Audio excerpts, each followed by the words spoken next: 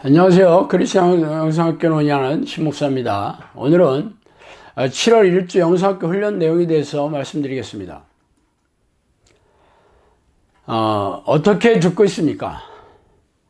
자, 뭘 어떻게 듣고 있나 한번 생각해 봅시다. 그러므로 너희가 어떻게 듣는가 스스로 삼가라. 누구든지 있는 자는 받겠고 없는 자는 그 있는 줄로 아는 것까지 빼앗기리라 하시니라. 누가복음 8장 18절이죠. 이 말씀은 씨 뿌리는 비유 뒤에 나오는 말씀입니다. 마음밭에 관한 말씀이죠. 내 마음이 아직도 열매 맺고 있지 못하는 밭이라면 말씀을 읽거나 혹은 코칭이나 성경 공부 파일을 다운받아 들으실 때 어떻게 듣고 있는지 기도하면서 살펴보세요. 나는 믿음이 있다고 생각하십니까? 성령의 열매가 없고 가족들이 기도의 삶에 들어가지 못하고 있으며 고질병이 해결되지 않고 있다면 내게 있었다고 생각하는 그 믿음마저 빼앗기는 날이 올 것입니다. 자, 그럼 마음밭이 갈려지지 않는 이유에 대해서 살펴봅시다. 우리가 하나님과 분리될 수밖에 없었던 명백한 이유는 바로 죄 때문입니다. 죄로 인해 마음이 딱딱하게 굳어 있거나 유혹에 자꾸 넘어져서 죄를 밥 먹듯이 짓고 있거나 인생의 염려나 재리나 일락으로 온전히 결실하지 못하고 있는 것은 아직도 죄사함을 받지 못해서입니다. 어떻게 하나님의 말씀을 온전히 지킬 수 있겠는가 하면서 물타기를 하고 자기 생각을 섞는 사람은 처음부터 지킬 생각이 없는 위선자입니다.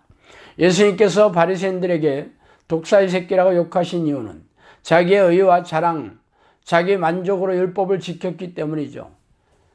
예수님의 이름으로 병도 고치고 귀신도 쫓아내며 능력을 행하는 자들에게 도무지 너희를 알지 못한다고 말씀하셨던 것은 불법, 즉 말씀대로 행하지 않았기 때문입니다. 자신이 죄인인 줄 몰랐던 욥은 친구들의 말에 기가 막혔죠. 그러나 하나님 앞에 서자 자신이 알지도 못하면서 다 아는 양 행하였던 모습을 깨닫고 고꾸라져 회개했습니다. 하나님 앞에서 자기가 할 수 있다는 것만 해놓고 자신은 지옥 갈 리가 없다고 믿으면서 하나님께서는 내가 왜 이런 처지에 살아야 합니까? 하며 고통 속에서 부르짖고 있지는 않습니까? 죄에 대하여 주님은 다시는 죄를 범치 말라고 말씀하셨죠. 간호마다 잡힌 여인에게 중풍병에 걸린 사람을 치유해주고 나서 동일하게 말씀하셨습니다. 밑바닥부터 내 힘으로는 죄를 이길 수 없음을 뼈저리게 깨닫고 예수님의 살과 피를 의지하여 피 흘리기까지 죄에 저항해야 합니다. 두 번째, 죄에 대해서 살펴봅시다. 우리가 기도하는 궁극적인 목적 중에 하나는 이기는 자가 되기 위해서입니다. 죄를 부추긴 악한 영과 싸우는 자가 되는 것인데 우리는 죄도 악한 영도 잘 인지하지 못하는 것이 문제죠. 요즘과 같이 교인들의 입맛에 맞게 위로나 격려, 축복 혹은 덕담을 설교하는 교회에 다니다가 영상학교 오시면 화들짝 놀라게 되죠. 죄에 대하여 매주마다 세세하게 다루고 있기 때문입니다. 파수꾼이 나팔을 불지 않는다면 성은 무너질 것이죠. 그래서 잠자고 있는 자들을 살벌하게 깨우는 것이 영상학교에서 하는 일입니다. 죄는 인지가 잘 되는 죄도 있고 인지가 잘 되지 않는 죄도 있습니다. 인지가 되는 죄는 대부분 뭐뭐 하지 말라는 죄들이죠. 잘 인지하지 못하는 죄는 뭐뭐 하라는 죄입니다. 항상 기도해라. 쉬지 말고 기도해라. 범사에 감사해라. 거룩해라. 하나님의 온전하신 같이 너희도 온전해라. 등등입니다. 이런 제명들은 성경 말고는 죄라고 하는 것이 없죠. 그래서 잘 생각이 안 납니다. 인지가 잘 안 되므로 죄를 짓고도 회개할 생각도 못하죠.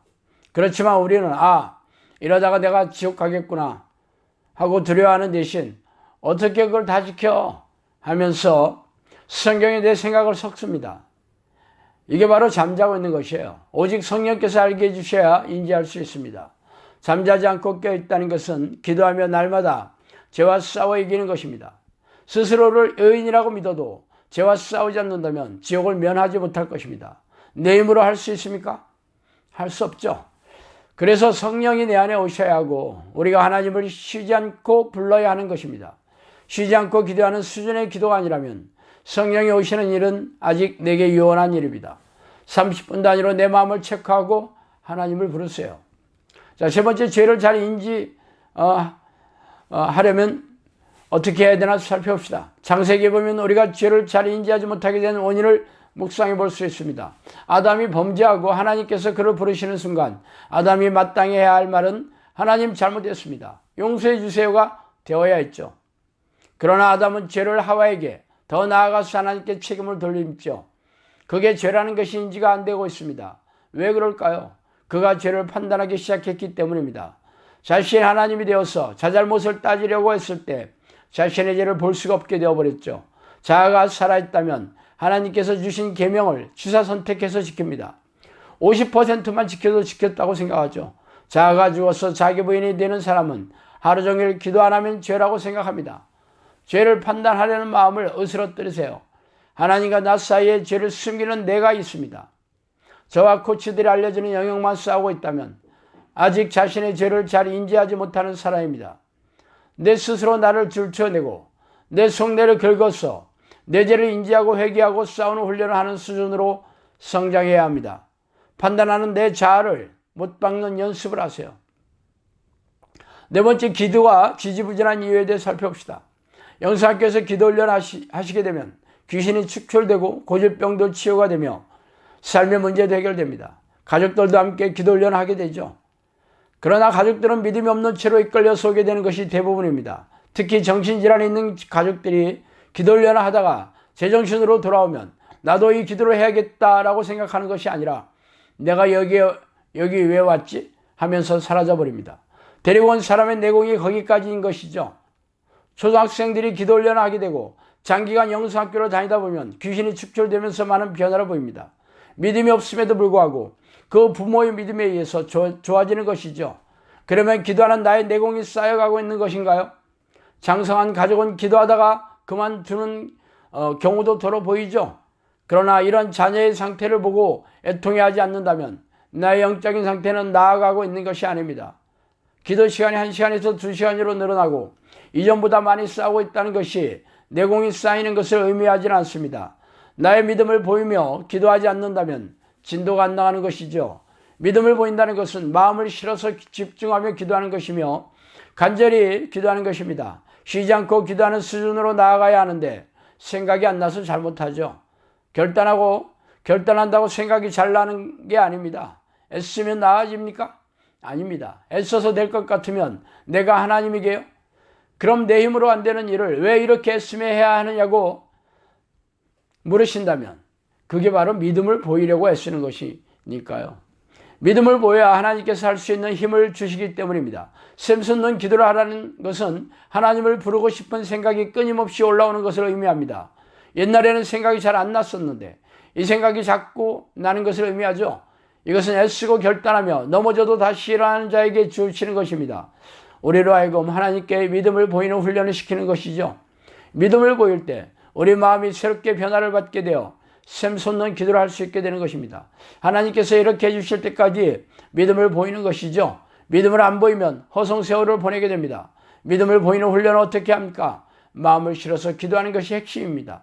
기도할 때 집중이 안 되면 졸리면서 계속하는 것이 아니라 내가 왜 일어나 하면서 땅을 치고 통곡한다든가 내가 이것밖에 안 되니 하면서 스스로를 난도질하면서 기도하고 이놈들의 눈가를 빼서 믹서기에 갈아 마셔야지 하는 마음으로 독하게 기도하는 것이든가 목숨을 걸고 오늘이 마지막인 날처럼 기도해야지 하는 모든 태도는 바로 기도할 때 마음을 싣기 위한 팁입니다.